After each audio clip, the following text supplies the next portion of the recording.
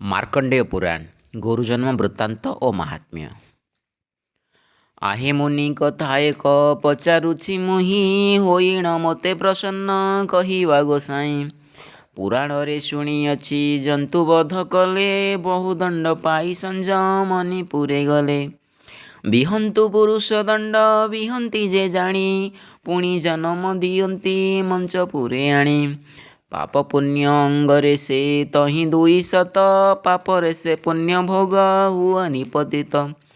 ହତ୍ୟା କଲେ ନାହିଁ ପାଇ ପୁଣ୍ୟ ଯାଇ କ୍ଷୟ, ନରକରେ ପଡ଼ିଥାଏ ଯୁଗାନ୍ତର ଯାଏ। ପାପ କରି କାହିଁ ପାଇଁ ସବୁଠାରୁ ଶ୍ରେଷ୍ଠ, ଈଶ୍ୱର ପ୍ରାୟ ଦେବତା ପାଇଲେ କଷ୍ଟ। ମୁହିଁ କେବଳ ସାକ୍ଷାତେ ନୟନେ ଦେଖିଲି, ଯେ ଦୋଷେ ସ୍ୱର୍ଗକୁ ତେଜି ମର୍ତ୍ତେ ଜନମିଲି। ଜଗତରେ ଲୋକମାନେ ତରିବେ ବା କାହିଁ, ତେଣୁ କରି ମହାମୁନି ପଚାରଇ ମୁହିଁ। ପୂର୍ବେ ଗୋରୁ ବୋଲି କରି କାହିଁ ଜାତ ହେଲା, କେବଳ ଦେବତା ତାକୁ ଏତେ ବଡ଼ କଲା। ଗୋହତ୍ୟାକୁ ଭୟ କରେ କିମ୍ପା ସୁର ନର, କେବଳ ଦେବତା ଦେଲା ଗୋରୁଙ୍କୁ ଏ ବର। ଏ କଥା ସଂକ୍ଷେପି ମୋତେ କହ ବ୍ରହ୍ମ ଋଷି, ତବ ମୁଖୁ ଶୁଣି ମୋର ପାପ ହେଉ ଧ୍ୱଂସୀ। ଗୋରୁ ଜନ୍ମ ଶୁଣିବାକୁ ବହୁତ ମୋ ମନ, ଆହେ ମହାଋଷି ମୋତେ ହୋଇବ ପ୍ରସନ୍ନ। ରାଜାର ବିନୟ ଭାବ ଦେଖି ମହାମତି, କହନ୍ତି ଗୋଜନ୍ମ କଥା ଶୁଣ ଗୋ ନୃପତି। ମୁନିଙ୍କର ଆଜ୍ଞା ପାଇ ବସିଲା ତଡ଼ତି, କହନ୍ତି ଯେ ମାରକଣ୍ଡ ଶୁଣ ଗୋ ନୃପତି। ଅନେକ କାଳର ଅନ୍ତେ ଯୁଗ ସମାପତେ, ପ୍ରଳୟ ହୋଇଲା ବୈବସ୍ୱତ ମନୁ ଅନ୍ତେ। ଆଷାଢ଼ ଶୁକ୍ଳ ତ୍ରୟୋଦଶୀ ଦିବସରେ, କକଡ଼ା ସଂକ୍ରାନ୍ତି ଯେ ବୃହସ୍ପତି ବାରେ। ସେହି ଦିନ ଜଳ ନିଧି ଘୋଟିଲା ଜଗତ, ଅଶେଷ କୋଟି ବ୍ରହ୍ମାଣ୍ଡ ସବୁ ହେଲା ହତ। ଚତୁର୍ଦ୍ଦଶ ବ୍ରହ୍ମାଣ୍ଡରେ ପୂରିଲା ଜଳଧି, ଭରିଲା ସୃଷ୍ଟି ସର୍ଜନା ସଂସାର ତ୍ରିବିଧି। ସୁର ନର ଦୈତ୍ୟ ନାଗ ଲୋକ ଆଦି କରି, ପ୍ରଳୟ ଜଳେ ସଭିଏ ହୋଇଲେ ସଂହାରି। ବ୍ରହ୍ମା ଆଦି କରି ସର୍ବେ ଦେବେ ଗଲେ ନାଶ, ଦରଭି ପ୍ରଳୟ ଘୋଟିଗଲା ଦଶ ଦିଶ। ଚତୁର୍ଦ୍ଦଶ ଅନ୍ତରେ ଯେ ନିରାକାର ଭୂମି, ସେ ପୁରେ ବିଜୟ କଲେ ନିରାକାର ସ୍ୱାମୀ। ସେ ପରମ ବ୍ରହ୍ମ ସ୍ୱାମୀ ଅଭୟ ଅନନ୍ତ, ଅନ୍ତର୍ଯ୍ୟାମୀ ପୁରୁଷ ଯେ ସବୁ କାଳେ ସ୍ମିତ। ସମସ୍ତେ ଯେ ନାଶ ଗଲେ ନୁହନ୍ତି ସେ କ୍ଷୟ, ତାଙ୍କ ତହୁଁ ସିନା ସର୍ବ ହୋଇଛି ଉଦୟ। ପରମ ବ୍ରହ୍ମ ପୁରୁଷ ସେ ଯେ ନିରାକାର, ସୁନିର୍ମଳ ଶୁଦ୍ଧ ଅଙ୍ଗ ଶରୀର ତାହାର। ସେ ପ୍ରଭୁ ପ୍ରଳୟ ଉତ୍ପତ୍ତିର କାରିଣୀ, ସୃଷ୍ଟିର ଅନ୍ତେ ଗର୍ଭରେ ସଂହାରେ ଧରଣୀ। ବହୁ ଅନ୍ତେ ବ୍ରହ୍ମାଣ୍ଡକୁ ଅଙ୍ଗେ ସଂହାରଇ, ପୁଣି ମନେ ଇଚ୍ଛା କଲେ ଜଗତ ଗୋସାଇଁ। ଏହିପରି ବହୁବିଧ ତାହାଙ୍କ ରଚନା, ଯୁଗ ମନୁ ତାହାଙ୍କର ନ ଯାଇ ଗଣନା। ସୃଷ୍ଟିର ପ୍ରଳୟ ସେହୁ କରନ୍ତି ନିମିଷେ, ବ୍ରହ୍ମାର ପ୍ରଳୟ ସେହୁ ଭାବନ୍ତି ଦିବସେ। ଦିବସେକ ବଞ୍ଚନ୍ତି ସେ ଦିନ ଜନବନ୍ଧୁ, ଭକ୍ତଜନ ନିସ୍ତାରିଣ ନାମ କୃପା ସିନ୍ଧୁ। ସେ ପ୍ରଭୁ ପ୍ରଳୟ ଯହୁଁ ଦେଖନ୍ତି ନିକଟେ, ବିଜୟ କରନ୍ତି କଉତୁକେ ବଟ ଫୁଟେ। ଜଳନିଧି କ୍ଷେତ୍ରେ ଦେଖି ହର୍ଷ ଭାବ ଗ୍ରାହୀ, ଅନେକ କାଳ ପର୍ଯ୍ୟନ୍ତ ଯୁଗ ଗଲା ବହି। ପୁଣି ହିଁ ସମୟ ହେଲା ସୁପୁଣ୍ୟ ଉଦିତ, କାହୁଁ ପୁଣି ସ୍ତ୍ରୀ ଏକ ହୋଇଲା ସମ୍ଭୂତ। ଯୋଗିନୀ ସ୍ୱରୂପା ସେହି ଆଦି ମହାମାୟା, ପ୍ରଳୟ ଉପରେ ସେ ଯେ ବିସ୍ତାରିଲା କାୟା। ଲାବଣ୍ୟ ସ୍ୱରୂପ ତାର ଶୂନ୍ୟରେ ଘୋଟିଲା, ନିରଞ୍ଜନ ପୁରୁଷକୁ ତା ଜ୍ୟୋତି ଖଟିଲା। ଯୋଗ ନିଦ୍ରାରେ ଯେ ରହିଥାନ୍ତି ହୃଷିକେଶୀ, ସ୍ଥାନରେ ଦେଖିଲା ତାହା ଅପର୍ଣ୍ଣା ରୂପସୀ। ନିଦ୍ରାରେ ଯେ ଆଦି ମୂଳ କରିଛନ୍ତି ଶ୍ରଦ୍ଧା, ପୁଣ୍ୟ ପୁରୁଷର ଅଙ୍ଗ ହେଲା କାମ ବାଧା। ଶ୍ରୀଅଙ୍ଗରୁ ବହୁ ବୀର୍ଯ୍ୟ ପଡ଼ିଲା କ ଖସି, ଦେଖି କରି ମହାମାୟା ହୋଇଲେ କ ଖୁସି।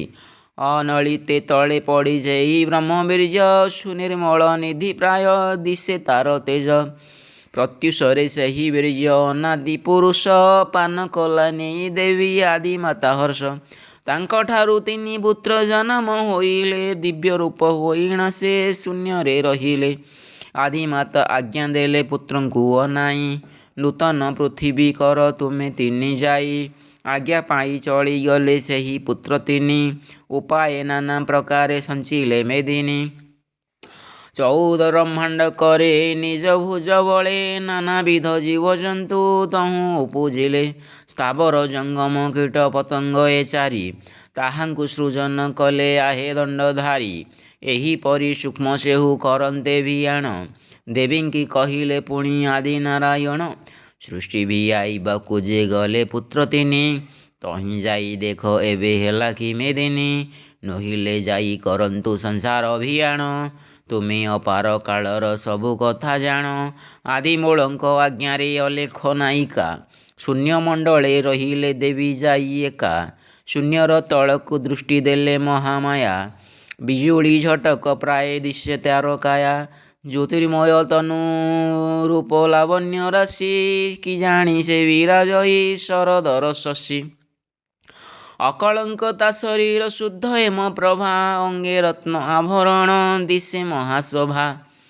ନାନାବିଧ ଅଳଙ୍କାର ଶ୍ରୀଅଙ୍ଗେ ମଣ୍ଡିତ ଫର ଫର ଅଞ୍ଚଳେ କି ଉଡ଼େ ଶ୍ଵେତନେତ ବିବିଧ କୁସୁମେ କବରୀର ଭାର ଶୋହେ ଲାବଣ୍ୟ ପ୍ରତିମା କି ସେ ସୁର ମନ ମୋହେ ଆଲୋକିତ ପ୍ରଭା ଦିଶେ ତାତେ ଯେ ଆକାଶ ଭ୍ରମଣେ ସୁରଙ୍ଗ ଦେଖାଯାଏ ଦଶ ଦିଶ ସେ କାମାଖ୍ୟା ଭଗବତୀ ଅନାଦି ଆଜ୍ଞାରେ ଝଟତିରେ ଗତି କଲେ ପୁତ୍ର ଲୋଡ଼ିବାରେ ନିମିଷକେ ଗମଇ ସେ ଲକ୍ଷେକ ଯୋଜନ ଘଡ଼ିକେ ଭ୍ରମିଲା ସେହୁ ଚଉଦ ଭୁବନ ଗମନ୍ତେ ଭେଟିଲା ଯାଇ ବ୍ରହ୍ମା ବିଷ୍ଣୁ ହର ଅମର ଭୁବନ ନାମ ସୁଧର୍ମା ସଭାର ଜଗତ ଭିଆଇ ସେହି ତ୍ରିଗୁଣ ପୁରୁଷ ବସିଛନ୍ତି ମେରୁଗିରି ଉତ୍ତର ଠାରୁଖ ଏମନ୍ତ ସମୟେ ତହିଁ ମିଳି ସିଦ୍ଧେଶ୍ୱରୀ ଅପୂର୍ବ ଲାବଣ୍ୟ ରୂପେ ଦିବ୍ୟ ତନୁ ଧରି ଦେଖା କରି ବ୍ରହ୍ମା ବିଷ୍ଣୁ ଉଠିଲେ ଝଟତି ମାତାଙ୍କ ଚରଣ ତଳେ କଲେ କଭକତି ଈଶ୍ୱର ପୁରୁଷ ତହୁଁ ଉଠିଲେ ବହନ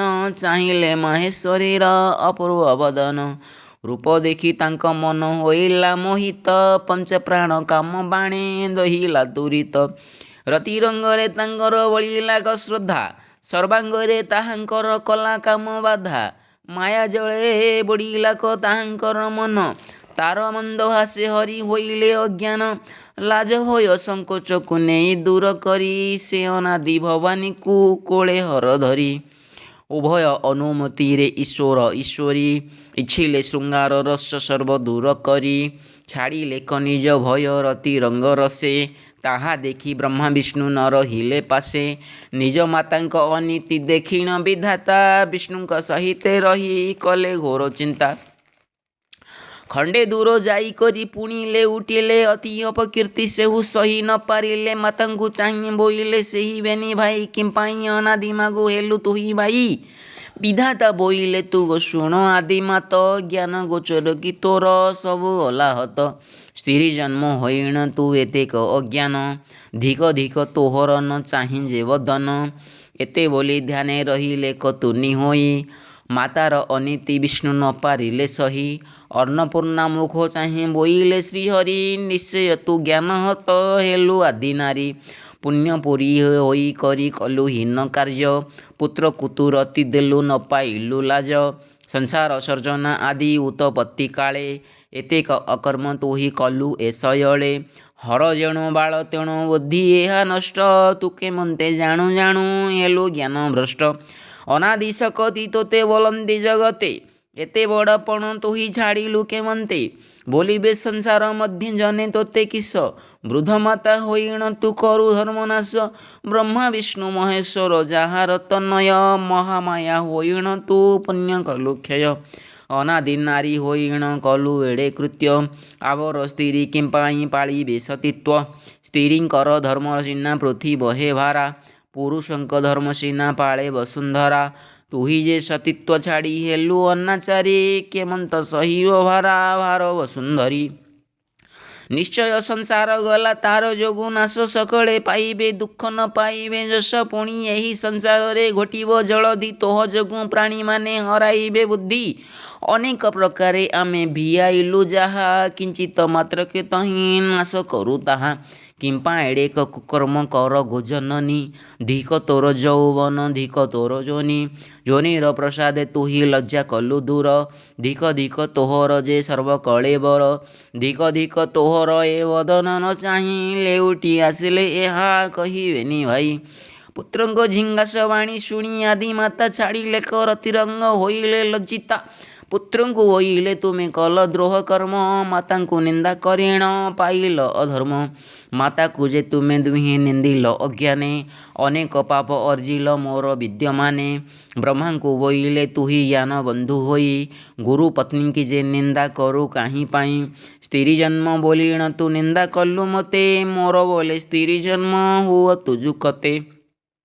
ସ୍ତ୍ରୀ ବେଶ ହୋଇ ପୁରୁଷଙ୍କ ମେଳେ ଥାଅ, ମାତା ନିନ୍ଦା କଲ ଏବେ ତାର ଶାସ୍ତି ପାଅ। ବିଷ୍ଣୁଙ୍କୁ ବୋଇଲେ ତୁହି ଜ୍ଞାନ ବନ୍ଧୁ ପ୍ରାଣୀ, ଅନେକ ଝିଙ୍ଗାସ କରି ବୋଇଲୁ ତୁ ବାଣୀ। ଅନ୍ୟ ନାରୀ ସଙ୍ଗେ ମୋତେ ପଟାନ୍ତର ଦେଲୁ, ନିଜ ମାତାର ଜନକୀ ତୁହି ନିନ୍ଦା କଲୁ। ମୋତେ ଯେ ବୋଇଲୁ ତୁହି ହୋଇଲୁ ଦୋଚାରୀ, ତୋହର ବ୍ୟବହାରେ ଏବେ ଚାଲିବେ ଯେ ନାରୀ। କିମ୍ପାଇଁ ମୋହ ପରାଏ ହୋଇବେ ବନିତା, ଅନ୍ଧାର ଯେହ୍ନେ ସଂହାରି ନପାରେ ସବିତା। ଆନଲୋକ କି ଭକ୍ଷଣ ପାରନ୍ତି ଅନଳ, ଗୋହତ୍ୟା କି କରିପାରେ ଗୋହତ୍ୟା କି ପାର କରିପାରେ ମହାବଳ। ଅନନ୍ତ ନାମ ସିନା ଏ ପୃଥିବୀ ବହଇ, ମେଦିନୀ ସିନା ସକଳ ଅର୍ଦ୍ଦଳି ସହଇ। ପାପ ପୁଣ୍ୟ ଉଭୟ ଯେ ଆମେ କଳି ପାରୁ, ମେଦିନୀର ଆତଜାତ ପ୍ରଳୟ ସଂହାରୁ। ଆମ୍ଭେ ସିନା ଧର୍ମ କର୍ମ ଦଳନ ରଚିଲୁ, ଆମର ତୁ ଭଲ ମନ୍ଦ କି ଗୁଣେ ବାଛିଲୁ। ତୋହର ପରାଏ ବିଷ୍ଣୁ କୋଟି ଶତ ଶତ, ଏକା ନିମିଷକେ ଆମେ କରିପାରୁ ଜାତ। କୋଟି କୋଟି ବ୍ରହ୍ମାଣ୍ଡ ଯେ କୋଟି କୋଟି ଶିବ, ଆମ ତହୁଁ ଜାତ ପୁଣି କୋଟି କୋଟି ଦେବ। ଯେବଣ ଭବକୁ ତୁହି ନିନ୍ଦା କରୁ ହରି, ଏଣୁ ତୁହି ଜାତ ହୁଅ ବିଷ୍ଣୁ ରୂପ ଧରି। ଜନମ ମରଣ ତୁହି ଲଭି ଏହି ଭବେ, ଯେଣୁ ତୁ ନିନ୍ଦିଲୁ ମାତା ଭବ ମତ୍ତ ଗର୍ବେ। ଅନାଦି ଶକତି ବହି ବୋଇଲୁ ଏ ବାଣୀ, ଅନେକ ଯାତନା ବୃଦ୍ଧି ଅର୍ଜିଲୁ ନ ଜାଣି। ସ୍ତ୍ରୀ ରୂପକୁ ବାଛିଲୁ ବୋଇଲୁ ତ ମନ୍ଦ, ତୁହି ସେଇ ସ୍ତ୍ରୀ ରୂପ ହେବୁ ଆଦି କନ୍ଦ। ଯୋନି ନିନ୍ଦା କଲୁ ଯୋନି ମାର୍ଗୁ ଜାତ ହୁଅ, ଯାତନା ତନୁକୁ ବହି ଜନ୍ମ ମୃତ୍ୟୁ ପାଅ। ଜନନୀ ଜଠରେ ନାନା ବିଧ ଦୁଃଖ ସହି, ରଜବୀର୍ଯ୍ୟ ଯୋଗେ ଜାତ ହୁଅ ଦେହ ବହି। ଅନେକ ଦୁଃଖରେ ପୁଣି ହେବ ଯୋନି ଜାତ, ଜଗତେ ଭ୍ରମିବୁ ତୁହି ଜଗତ ଜନହିତ। ଏହି ବିଧୁ ଆତଜାତ ହୋଇ ତନୁ ଗଞ୍ଜ, ମାତାକୁ ନିନ୍ଦିଲ ଏବେ ତାର ଫଳ ଭୁଞ୍ଜ। ଏହା ଶୁଣି ମହାବିଷ୍ଣୁ ଆଇଲେ ବାହୁଡ଼ି, ମାତାଙ୍କୁ କହନ୍ତି ଦୁହେଁ ବେନି କର ଯୋଡ଼ି। ବୋଇଲେ ଗୋମାତ ଅକାରଣେ କୋପ କଲୁ, କିଞ୍ଚିତ ଅପରାଧକୁ ମହାଚାପ ଦେଲୁ। ମାତା ହୋଇଣ ଅନୀତି କର୍ମ ଆଚରିଲୁ, ତିଆରି କହିଲାରୁ ତୁ ଶାପ ଯେ ବିହିଲୁ। ତୁହି ମହାନାରୀ ଜଗତର ଅଧିକାରୀ, ତୋହର ବଚନ ହେତୁ ଠାରେ ଆନ କରି। ଯେବଣ ସାପ ଆମକୁ ଦେଲୁ ଆଗ ମାତ, ସେ କଥା ଆଗର କର୍ମେ ହୋଇଲାଟି ଜାତ। ଏକ ଗୋଟି କଥା ଏବେ ଶୁଣ ଗୋ ଆମ୍ଭର, ଜଗତ ସିନା ଆମ୍ଭଙ୍କୁ ଦେଲେ ନିରାକାର। ଅନାଦି ଆଜ୍ଞାରେ ଆମ୍ଭେ ଜଗତ କାରିଣୀ, ପାଳିବୁ ଯେ ସର୍ବସୃଷ୍ଟି ସୃଜିବୁ ଧରଣୀ। ଯେପରି ଆମ୍ଭଙ୍କୁ କହିଛନ୍ତି ଚକ୍ରପାଣି, ସେପରି କରିଛୁ ଆମ୍ଭେ ଯାହା ଥିଲୁ ଶୁଣି। ସ୍ଥାପିବୁ ଯେ ଚଉବର୍ଗ ଭିଆଇବୁ ଜନ, କରିବୁ ଯେ ନାନା କୀର୍ତ୍ତି ବୁଝି ପାପମାନ। ଅଶେଷ ବ୍ରହ୍ମାଣ୍ଡ ଚିତ୍ତା ଲାଗିଲା ଆମ୍ଭଙ୍କୁ, ଯଜ୍ଞଶାସ୍ତ୍ର ଦେଇ ଆମ୍ଭେ ଶାସିବୁ ପ୍ରାଣୀଙ୍କୁ। ଦେଖିଲୁ ଏପରି ଆନ ତୋର ଅପକୀର୍ତ୍ତି, ବୃଦ୍ଧ ମାତା ତୋହର ଏସନକ ପ୍ରକୃତି। ପୁତ୍ରକୁ ତୁ ପତି କରୁ ନ ବିଚାରି ପାପ, ତିଆରି କହିଲେ ପୁଣି ଦେଉ ଅଭିଶାପ। ଶାପରୁ ମୁକ୍ତି ଏବେ କହ ମହାମାଇ, କେଉଁ କେଉଁ ଜନ୍ମ ଆମ୍ଭେ ପାଇବୁ ବା କାହିଁ। ଯେବଣ ଆଜ୍ଞା ଆମ୍ଭଙ୍କୁ ଦେଲୁ ଗୋ ରମଣୀ, ସେ ଆଜ୍ଞା ତୋହର ଆଗେ ପାଳିବୁ ତା ଜାଣି। ଯୋନିରେ ଜାତ ପଛକେ ହେଉ ଆମ୍ଭ କାଏ, ସ୍ତ୍ରୀ ଜନମ ଆମ୍ଭକୁ ନ ଦିଅ ଗୋ ମାଏ। ଦେବୀ ଆଜ୍ଞା ଦେଲେ ଆମେ କହିଗଲୁ ଯାହା, କାହାର ବଳ କିଆନ କରିବଟି ତାହା। ପ୍ରଥମରେ ବିଧାତାକୁ କହିଲୁ ଯେ ବାଣୀ, ଅବଶ୍ୟ ବିଧାତା ତେଣୁ ହୋଇବ ତରୁଣୀ। ଧର୍ମପୁର ମଉଳି ଯେ ଅଟେ ନୀଳଗିରି, ଜଗନ୍ନାଥ ନାମେ ତହିଁ ବିଜେ ନରହରି। ଏହାଙ୍କ ଦକ୍ଷିଣ ପାଖେ ବିଜେ ସଦାଶିବ, ଧବଳ ମୂରତି ନାମ ହେବେ ବଳଦେବ। ସେବେଣୀଙ୍କ ମଧ୍ୟେ ଦେବ ନାରୀ ମୂର୍ତ୍ତି ହୋଇ, ସୁଭଦ୍ରା ନାମକୁ ବହି ରହିବୁ ତୁ ତହିଁ। କୃଷ୍ଣଙ୍କୁ ଓଲଇ ପୁଣି ସେହି ଜଗନ୍ମାତ, ନ ଜାଣିଣ ଆମ୍ଭଙ୍କୁ ଯେ ଗଞ୍ଜିଲୁ ବହୁତ। ତେଣୁ ତୁ ଜନ୍ମ ମରଣ ଯାଅ ଦେହ ବହି, ନିରନ ସଙ୍ଗତେ ତୁହି ଉପୁଜିବୁ ମହି।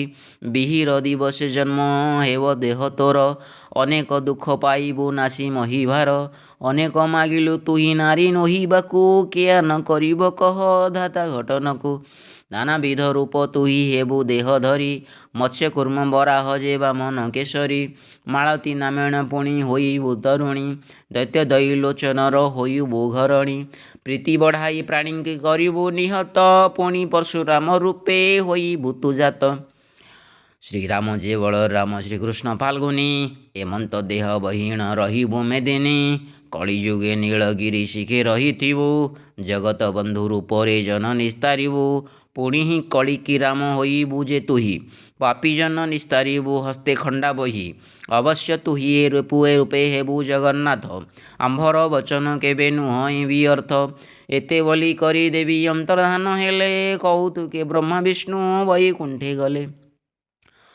ଚତୁର୍ଦିଗେ ଉପରେ ସେ ନୀଳଗିରି ସ୍ଥାନ ଅଲେଖ ବୈକୁଣ୍ଠ ଜ୍ୟୋତି ଆଦି ନିରଞ୍ଜନ ଯେ ଅଖିଳ ବ୍ରହ୍ମାଣ୍ଡର କାରଣ ପୁରୁଷ ଯେଠାରୁ ଆହ୍ଲାଦ ପାଇ କରିଛନ୍ତି ତ୍ରିଦଶ ବ୍ରହ୍ମା ବିଷ୍ଣୁ ଦୁହେଁ ଗଲେ ମାତା ଅଭିମାନେ ଜଣାଇଲେ ନିରାକାର ବିଷ୍ଣୁ ସନ୍ନିଧାନେ ପାଦେ ପଡ଼ି ଶୋଇ ପୁଣି ଉଠି ଦୁହେଁ ତହିଁ ଉଭା ହେଲେ ଶିର ପରେ ବେନି କର ଦେଇ ଭୋ ପ୍ରଭୁ ପରମ ବ୍ରହ୍ମ ନିରାକାର ସ୍ୱାମୀ ପରମ ପୁରୁଷ ତୁମ୍ଭେ ସର୍ବ ଅନ୍ତର୍ଯାମୀ ବ୍ରହ୍ମା ବିଷ୍ଣୁ ଈଶ୍ୱର ଯେ ତୁମ ଆଜ୍ଞା ପାଇ ଯୋଗ ଜଳ ନିଧି ଚରି ଅତି କଷ୍ଟ ଯାଇ ପୂର୍ବ ବିଧି ମତେ କଲୁ ସଂସାର ଅଭିୟାନ ସୁରଗିରି ଶିଖେ କରୁ ଶ୍ରମ ନିବାରଣ ଏକାଳେ ଅନାଦି ମାତା ମିଳି ଆମ କତି ଯେ ବିଧି ବିଧାନେ ମାନ୍ୟ କଲୁ ଯେ ଉନ୍ନତି ପୁତ୍ର ତୁମ୍ଭର ଈଶ୍ୱର ହୀନ କର୍ମ କଲା ପାପକୁ ନ ଡରି ସେହୁ ମାତାକୁ ହରିଲା ମାତା ହିଁ ଲାଜ ସରମ ନ ପାଇଲା ଆଉ ପୁତ୍ର ସଙ୍ଗେ ପ୍ରୀତି କଲେ ଆମ ମୁଖ ଚାହୁଁ ଆମ୍ଭଙ୍କୁ ସେଠାରେ ଯାହା ଲଜ୍ଜା ଦେଲେ ସେହି ତେଣୁ କରି ଆମେମାନେ ନ ପାରିଲୁ ସହି ବ୍ୟବହାର ମତେ ତାଙ୍କୁ ତିଆରି କହନ୍ତେ ଜଗତର ଆଦିମାତା କୋପ କଲେ ଚିତ୍ତେ ଆମ୍ଭଙ୍କୁ ଦୁଃସହ ଶାପ ଦେଲେ ନ ବିଚାରି ବୋଇଲେ ରେ ତୁମେ ଦୁହେଁ ମର୍ତ୍ତେ ହୁଏ ନାରୀ ଆବର ବୋଇଲେ ତୁମେ ନିନ୍ଦିଲ ମାତାଙ୍କୁ ଜନମ ମରଣ ବ୍ୟାଧି ପାଅ ସେ ଦୋଷକୁ କି ବିଚାରି ଆମ୍ଭଙ୍କୁ ଯେ ମାତା କଲେ ରୋଷ ବିଚାରିଣ ବୁଝ ଆମର କି ଦୋଷ ଆମେ ଦୁହେଁ ବିନା ଦୋଷେ ପାଇ ପରାଭବ କେମନ୍ତେ ବୁଝିବୁ ଜଗତର ହାନି ଲାଭ ଏକଥା ଆପଣ ଜାଣିଥାଅ ଦେବ ହରି ସକଳ କାର୍ଯ୍ୟଟି ନାଶ କଲେ ଆଦି ନାରୀ। ଶୁଣି ଆଦି କନ୍ଦ ମନେ ବିସ୍ମୟ ହୋଇଲେ ବୋଇଲେ ଏକଥା କିମ୍ପା ମହାମାୟୀ କଲେ ଜଗତ ଉଚ୍ଚାରଣ ଯେଉଁ ପୁତ୍ରମାନେ କିଞ୍ଚିତରେ ତାଙ୍କୁ ସାପ ବିହିଲେ ଅଜ୍ଞାନେ ଆବର ବିଶେଷ ଛାଡ଼ି କରି ପୂର୍ବଲାଜ ଲୋକଲଜ୍ଜା କର୍ମ ସେହୁ କଲେ ସବୁ ଆଜ ପଶୁଳନ ପ୍ରାୟ ସେହୁ ହୋଇଲେ ଅଜ୍ଞାନ ମାତା ପାପ ରଜିଲା ହେଉ ଗୋରୁ ଜନ୍ମ ଈଶ୍ୱର ନ ଜାଣି କଲା ଏ କର୍ମକ ନୀତି ଲାଜ ଭୟ ପାପକୁ ଯେ ନ କରିଣ ଭୀତି ସେହି ଦୋଷେ ସଦାନନ୍ଦ ସର୍ବ ପରିତ୍ୟାଗୀ ହୋଇବ ସୁଖ ତେଜିଣ ଦିଗମ୍ବର ଯୋଗୀ। ଶୁଣ ହେ ସୁରଥ ଏହା ବଦନ୍ତି ମାର୍କଣ୍ଡ ଅପୂର୍ବ ଶାସ୍ତ୍ର ଏ ଯୋଗ ମାୟା କୀର୍ତ୍ତି ଖଣ୍ଡ ସେ ଆଦି ପୁରୁଷ ଜଣୁ କୋପେ ଦେଲେ ସାପ ତେଣୁ ସେହି ଆଦି ନାରୀ ହେଲେ ଗୋରୁ ରୂପ ଜଗତକୁ ଭ୍ରମି ଭ୍ରମି ବୈକୁଣ୍ଠକୁ ଯାନ୍ତେ ଅନାଦି ସାପ ପ୍ରାପତ ହେଲା ହୃଦଗତେ ଦିବ୍ୟ ରୂପ ଦେବୀର ଯେ ହୋଇଲା କଭଙ୍ଗ ଗୋରୁର ଚରଣ ଗୋରୁ ମୁଖ ବେନି ଶୃଙ୍ଗ କପିଳା ମୂରତି ଲାଞ୍ଜ ଲମ୍ବି ଅଛି ପଛେ ଅର୍ଜିଲା ପାତକ ଦେବୀ ଭୁଞ୍ଜିଲା ପ୍ରତ୍ୟକ୍ଷେ ଦିବ୍ୟ ରୂପ ଛାଡ଼ି କରି ହୋଇଲା କଗାଇ ହରିଙ୍କୁ ତାହିଁ ବିସ୍ମୟ ହେଲେ ମହାମାୟୀ ମାନିଲେ ଜାଣିଲେ ଏହା ଅନାଦିର କୋପ ତେଣୁ କରି ମୋର ଅଙ୍ଗ ହେଲା ଗୁରୁ ରୂପ କି ବୁଦ୍ଧି କରିବି ଏଡ଼େ ହେଲି ମହାପାପୀ ଦୁଃସହ ସଙ୍କଟ ମୋତେ ପଡ଼ିଲା ଅଦ୍ୟାପି ପୁଣି ବିଚାର ଇ କୋପ କଲେ ନାରାୟଣ ନିଶ୍ଚୟ ସରିଲା ଆଜୁ ମୋର ବଡ଼ପଣ ଆଦର କରିବ ବା କିଏ ମୋତେ ପୂଜା ଜଗତ ଜନଙ୍କ ମୁଖେ ଉପୁଜିଲା ଲଜ୍ଜା ଏବେ ଲଜ୍ଜା ଛାଡ଼ି ପ୍ରଭୁଙ୍କ ଠାକୁ ଯିବି ଦୟା ସିନ୍ଧୁ ସ୍ୱାମୀଙ୍କୁ ମୁଁ କାରଣ ମାଗିବି ଏତେ ବିଚାରିଣ ଦେବୀ ବୈକୁଣ୍ଠକୁ ଗଲେ ଶୂନ୍ୟ ମଣ୍ଡଳ ଉପରେ ବିଷ୍ଣୁଙ୍କୁ ଦେଖିଲେ ଯେ ଗରୁଡ଼ ଆସନରେ ବିଜେ ଦିବ୍ୟ ଜ୍ୟୋତି ଯେ ଗରୁଡ଼ ଆସନରେ ବିଜେ ଜଗଜ୍ୟୋତି ନିଧୂମ ଅନଳ ପ୍ରାୟ ବିରାଜଇ କାନ୍ତି ଛାମୁରେ ସେ ବ୍ରହ୍ମା ବିଷ୍ଣୁ ହୋଇଛନ୍ତି ଉଭା ଶଶାଙ୍କ ପାଖରେ ଯେହ୍ନେ ତାରାଗଣ ଶୋଭା ଅଗ୍ନିକଣିକା ଯେସନେ ପଡ଼ୁଅଛି ଝଡ଼ି ଯେସନେ ଛାମୁରେ ବେନି ପୁତ୍ରେ କର ଯୋଡ଼ି ହେମନ୍ତ ପରାଏ ବିଜେ କଲେ ଆଦି ନାରୀ କପିଳା ମୂରତି ରୂପେ ଗୋରୁ ଅଙ୍ଗ ଧରି ଗୋମାତାଙ୍କୁ ପ୍ରଣମନ୍ତି ଦେଖିବେନି ଭାଇ ଅନାଦି ଚରଣ ତଳେ ପଡ଼ି ମହାମାଇ ଛାମୁରେ ସେ କରପତ୍ର ଯୋଡ଼ି ହନ୍ତି ଅଭା ଜ୍ୟୋତିର୍ମୟ ତଳୁ ଦେଶୁ ଅଛି ଦିବ୍ୟ ଶୋଭା। ଅନାଦିଙ୍କ ମୁଖ ଚାହିଁ ବୋଲନ୍ତି ଗୋମାତା କିମ୍ପା ମୋତେ ସାପ ଦେଲେ ଜଗତ କରତା। ତୁମ ଛାମୁରେ କହିଲେ ପୁତ୍ର ମୋର ମନ୍ଦ ତାହାଙ୍କର ବୋଲେ କୋପ କଲ ଆଦି କନ୍ଦ। ମୁହିଁ ଜଣୁ ଦେବ ନାରୀ ଆଗହୁଁ ସମ୍ଭୂତ ମୋହର ମାନରୁ ସିନା ସର୍ବଲୋକ ଜାତ। ମୁହିଁ ଯେ ପୁରୁଷ ରୂପ ସ୍ତ୍ରୀ ରୂପ ମୁହିଁ ଦେହଧାରୀ ଯେତିକ ମୋତହୁଁ ଆନ ନାହିଁ। ମୁଁ ଯେ ସର୍ବପିଣ୍ଡ ସର୍ବଜୀବେ ଅଧିଷ୍ଠାତା ତୁମେ ପରମ ବ୍ରହ୍ମ ଅଟ ସକଳର ପିତା। ତୁମ ମୋହ ତହୁଁ ନାହିଁ ଜଗତରେ ଆନ ମୁଁ ଯେ ଠୁଳ ଦେବି ତୁମେ ଅଟ ମହାଶୂନ୍ୟ। କେବଳ ଏ ସଂସାରରେ କୌତୁକ ନିମନ୍ତେ ତୁମ ପାଶେ ଆଜି ମୁହିଁ ଭ୍ରମଇ ଜଗତେ। ଜାତକ ଅନ୍ତକ ସବୁ କର ଇଟି ମୁହିଁ ପ୍ରଳୟ ଜଳ ହୋଇ ମୁଁ ସକଳ ନାଶଇ। ପୁଣି ଉପାୟ କରିଣ ପୂଜଇ ଧରଣୀ ପୂର୍ଣ୍ଣାନନ୍ଦ ଅଚିନ୍ତ୍ୟ ଯେ ତୁମେ ଚିନ୍ତାମଣି। ରକତ ମାଉଁସ ଅସ୍ଥି ତେଜ ଆଦି ବୀର୍ଯ୍ୟ ଏ ଚାରି ଘେନି ପୁରୁଷ ଅଟେ ମୋର ସୃଜ୍ୟ। ଯୋଗ ବ୍ରହ୍ମା ଭୋଗ ଆଉ କାମ ଚଳାଚାରି ମୁଁ ସେ ତୀର୍ଥମାନଙ୍କର ଅଟେ ଅଧିକାରୀ। ସଂସାର ଭୋଗ ମଧ୍ୟରେ କାମ ଭୋଗ ସାର କାମେ ଆତଜାତ ହୁଏ ସକଳ ସଂସାର। କାମାକ୍ଷୀ କାମିନୀ ଯେଣୁ ମୁହିଁ ମହାମାୟା ସକଳ ପୁରୁଷଙ୍କୁ ଯେ ତ୍ରାସେ ମୋର କାୟା। ଈଶ୍ୱର ବୋଲି ବୋଲଇ ଏହା କିମ୍ପା ତୋତେ ଏ ମୋହର ମୋହମାୟା ଘୋଟିଛି ଜଗତେ। ଯୁବତୀ ରୂପେ ମୋହିଲେ ମୁହିଁ କାମ କଳା ପ୍ରତ୍ୟକ୍ଷରେ ଈଶ୍ୱର ଯେ ତୁମ୍ଭ ତେଜ କଳା। ମୁହିଁ ଯେଣୁ କରି ଅଟେ ଜଗତ କାରିଣୀ ମୋତେ ଦଣ୍ଡ ଦେବାକୁ ତ କେହୁ ଅଛି ପୁଣି। ମୁହିଁ ପ୍ରାଣୀମାନଙ୍କ ଯେ ବହେ ଶୋଭା ଶୁଭ ଆଜି ତୁମଠାରୁ ମୁହିଁ ପାଇଲି ପ୍ରଭାବ। ଦୋଷକୁ ଯେ ଶାସ୍ତି ମୋତେ ଦେଲ ନିରାକାର ସୁଗତି କହ କେମନ୍ତେ ଏଥୁ ହେବି ପାର। ଗୋରୁ ଜନ୍ମ ମୁହିଁ ଜଣୁ ହୋଇଲି ଜଗତେ କେହୁ ମୋତେ ମାନ୍ୟ ଧର୍ମ କରିବ ଜଗତେ। ମୋତେ ନ ମାନିଲେ ସଂସାର ତ ନାଶ ଗଲା ସଂଶୟ କି ମଣ ତୁମ୍ଭ କିରୀତି ସରିଲା। ମାୟା ମୋହେ ବନ୍ଧା ଏହି ସଂସାର ଜଳଧି ତୁମର ଖେଳ ଘର ଏ ତଳେ ସର୍ବସିଦ୍ଧି। ମୁହିଁ ଯେ ହାଦେ ଏଥିକି ଅଟକ କାରିଣୀ ମୁଁ ଗୋରୁ ହୋଇଲେ କେହୁ ପାଳଇବ ଧରଣୀ। ଏଥକୁ କାରଣ ମୋତେ କହ ଜଗଜ୍ୟୋତି ନ ଜାଣି ମୁଁ ଦ୍ରୋହ କଲି ଉଧର ଶ୍ରୀପତି। ଅପର୍ଣ୍ଣା ବିନୟ ବାକ୍ୟ ଶୁଣି ଆଦି ମୂଳ ବୋଇଲେ ଗୋ ଆଦି ନାରୀ ନୁହନ୍ତୁ ବିକଳ। ଅନାଦି ବୋଇଲେ ତୁହି ଶୁଣ ମହାମାଇ ଅକର୍ମ କର୍ମ ତୁ ଜଣୁ କଲୁ ଜ୍ଞାନୀ ହୋଇ। ଦୟା ମାୟା ଜୟା କ୍ଷୟା ତୁ ସର୍ବମୂରତି ତୁ ଗଙ୍ଗା ଯମୁନା ସରସ୍ୱତୀ ବସୁମତୀ।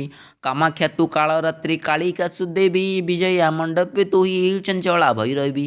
ସର୍ବ ଅବତାର ପାଇ ସ୍ତ୍ରୀ ରୂପ ହେବୁ ଯୋଗ ମାୟା ରୂପେ ତୁହି ଜଗତ ଜିଣିବୁ। ପୂର୍ବପଣ ଦ୍ୱୟରୁ ନହିବେ ତୋ ଆନ ଗାୟତ୍ରୀ ରୂପ ତେହର ହେବ ବିଦ୍ୟମାନ। ବିଜ୍ଞ ଜନମାନେ ନିତ୍ୟ ଜପିବେ ତୋ ମନ୍ତ୍ର ତୋତେ ଆଶ୍ରୟ କରିଣ ଭଜଇ ଜଗତ। ତୋର କାମନାରୁ ଜାତ ହେବ ଯେତେ ଜନ୍ମ ଯେଉଁ ଗାବ ମାନେ ଜାଣ ହେବେ କାମଧନ। ତୋର କାମନାରୁ ଜାତ ହେବେ ଯେତେ ଜନ୍ତୁ ସେହି ଗାବ ମାନେ ଜାଣ ହେବେ କାମଧେନୁ। ତାହାର ତହୁଁ ଯେତେକି ଉପୁଜିବେ ବତ୍ସା ସେମାନେ ନିଶ୍ଚେ କରିବେ ସଂସାରକୁ ରକ୍ଷା।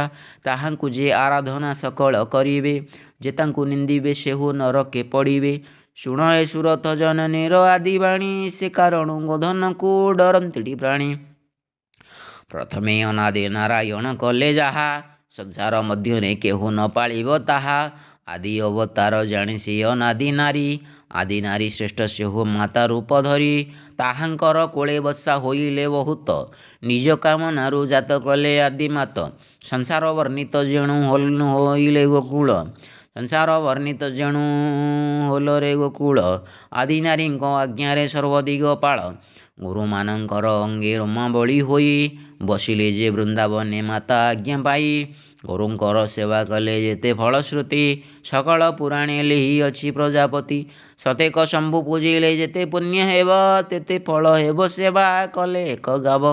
ଯେଉଁ ମହାପାପୀ ଜନ୍ୟ ଗୋହତ୍ୟା କରଇ ଯୁଗାନ୍ତର ଯାଇ ସେହୁ ନରକରେ ପଡ଼ଇ। ତଦନ୍ତରେ ପୁଣି ଅନ୍ୟ ଯୁଗ ପ୍ରବେଶନ୍ତେ ପଶୁ ଯୋନି ଲଭେ ସତେ ଜନମ ପର୍ଯ୍ୟନ୍ତେ। ପୁଣି ହିଁ ପତଙ୍ଗ ରୂପେ ଜନମଇ ଆସି ତଦନ୍ତେ ମାନବ ଜନ୍ମ ଲଭଇ ସେ ଦୋଷୀ। ଗୋରୁ ବଧ କଲା ଲୋକ ଏଡ଼େ କଷ୍ଟ ପାଇ ଉଦ୍ଯୋଗୀ ଲୋକ ତହିଁରୁ ଅର୍ଧେ କଲ ଭଇ। ଦେଖନ୍ତା ଜନ ତହିଁରୁ ପାଏ ବିଶ୍ୱତାପ ଶୁଣିଲା ଲୋକର ହୁଏ ଦିନକର ପାପ। ପୁଣି ମହାରାଜା ଆଗେ ବଦନ୍ତି ମାର୍କଣ୍ଡ ଶୁଣ ପବିତ୍ର ପୁରାଣ ସର୍ବ ପାପ ଖଣ୍ଡ। ଶୁଣି ପୁଛା କଲେ ପୁଣି ସୁରଥ ନୃପତି, କହିଣ ପୁରାଣ ମୋତେ ଦିଅ ସଦଗତି। ଆହେ ମହାଯତି ତୁହି ପରମ ପୁରୁଷ, ପୃଥ୍ୱୀ ଅନୁକୂଳେ କରୁ ବିଷ୍ଣୁ ଗର୍ଭେ ବାସ। ଆଦି ଅନ୍ତ ମଧ୍ୟରେ ଯେ ସବୁ କଥା ଜାଣୁ, ଭବିଷ୍ୟତ ଜ୍ଞାନେ ତହିଁ ସକଳ ବଖାଣୁ। ମୋହର ସୌଭାଗ୍ୟ ସ୍ୱାମୀ ପାଇଲି ତୋ ଭେଟ, ପ୍ରସନ୍ନ ହୋଇଣ ମୋର ଫେଡ଼ିବା ସଙ୍କଟ। ଶୁଣିଣ ଗୋମାତାଙ୍କର ଆଦି ଜନ୍ମ କଥା, ଖଣ୍ଡିଲି ପାତକ ରାଶି ତେଜି ଘୋର ବ୍ୟଥା। ଦେବତା ଶରୀରେ ଅର୍ଜିଥିଲି ପାପ ରାଶି, ସେ ଦୋଷେ ମାନବେ ଜାତ ହୋଇଲେ ମୁଁ ଆସି। ଏ ଭବ ଜଳରୁ ଏବେ ତରିବି କେମନ୍ତେ, ତହିଁର କାରଣ ମହାମୁନି କହ ମୋତେ। ଜୟତୁ ମାଗୋ ଆଦି ସିଦ୍ଧ ଦେବୀ, ସୁର ନର ଦାନବାଦେ ତୋର ପାଦ ସେବି। ପ୍ରସନ୍ନା ସାଧବି ମାଗୋ ନୟନ ତୋ ସଏ, ଅଶେଷ ଭବନ ଜାତକକୁ ତୁ ପାଏ। ଶୂନ୍ୟ ଦେହ ଧାରିଣୀ ତୁ ଆମେ ତୋର ଶୁନୁ, ବଞ୍ଚିଲୁ ପବିତ୍ର ଦେହେ କୋଟି କୋଟି ମନୁ। ପ୍ରଳୟ କାଳରେ କରୁ ଦିନେ ତୁ ଅନ୍ତ, ମନୁଜାତ ହୋଇ ତୋର ବିହିଲା ବିଧାତ। ଶ୍ରୀବିଷ୍ଣୁଙ୍କୁ ଆଦି କରି ଈଶ୍ୱର ସହିତେ, ଇନ୍ଦ୍ରାଦି 33 କୋଟି ଦେବ ମାନେ ଯେତେ। ଧନୁଜ ଦୈତ୍ୟ ଆଉ ମାନବ ଦାନବ, ସଂସାର ମଧ୍ୟ ଅଛନ୍ତି ଯେତେ ଜୀବ। ତୋର ଆଜ୍ଞାରେ ଜଗତ ହୁଏ ଆତଜାତ, ତେଣୁ ବୋଲାଉ ଥାଉ ତୁ ସକଳର ମାତ। ବ୍ରହ୍ମଜ୍ଞାନ ସାଧନେ ତୁ କଳ୍ପେ କଳ୍ପେ ବଞ୍ଚି, ନିସ୍ତାରିଲ ତ ଗାୟତ୍ରୀ ମହାମନ୍ତ୍ରେ ସିଞ୍ଚି। ସାବର୍ଣ୍ଣିକ ମନୁରେ ତ ଦୁର୍ଗା ରୂପେ ଜାତ, ଦେବତାମାନଙ୍କ ହିତେ ଦୈତ୍ୟ କଲୁ ହତ। ସର୍ବସାର ଗାୟତ୍ରୀ ଯେ ରୂପ ତହିଁ ଧରୁ, ଅନନ୍ତ ରୂପ ଧରିଣ ଜଗତ ନିସ୍ତାରୁ। ବ୍ରହ୍ମା ରୂପେ ତୁ ସଞ୍ଚିଲୁ ମହି ନବଖଣ୍ଡ, ଭାବିନୀ ରୂପେ ଗ୍ରହେ ତୁ ପୋଷିଲୁ ବ୍ରହ୍ମାଣ୍ଡ। ଏ ସଂସାର ସାଗରେ ତ ତାରିଣୀ କାରିଣୀ, ତୁହି ପାର କରିପାରୁ ଇନ୍ଦ୍ର ବୈତରଣୀ। ଘୋର ଯମ ଯାତନାରୁ ତୁ ନିସ୍ତାର କରୁ, ଚରାଚର ପ୍ରାଣୀଙ୍କର ତୁହି ଅଟୁ ଗୁରୁ। ପବିତ୍ର ହୁଅଇ ତୋର ମନ ଲାଗି ସ୍ଥାନ, ଭସ୍ମ କରି ତପୀ ଅଙ୍ଗେ କରନ୍ତି ଲେପନ। ତୁ ଦେବୀ ଜଗତ ଜନ ଜନ୍ତୁ ମଧ୍ୟ ଶ୍ରେଷ୍ଠ, ମାତା ରୂପେ ଅଧିକାରୀ ଯୋଗେଣ ବରିଷ୍ଠ। ମୁଁ ତୋର ଚରଣେ ମାତ କରଇ ପ୍ରଣତି, ମୋତେ ଦୟା ବହି ମାତ ଦିଅ ସଦଗତି। ମହାଦେବ ଦାସ ନିତ୍ୟ ସେବଇ ଗୋମାତା, ସୁପ୍ରସନ୍ନ ହୋଇ ମାତ ଖଣ୍ଡିବ ମୋ ଚିନ୍ତା। କ'ଣ ଚରିତ୍ର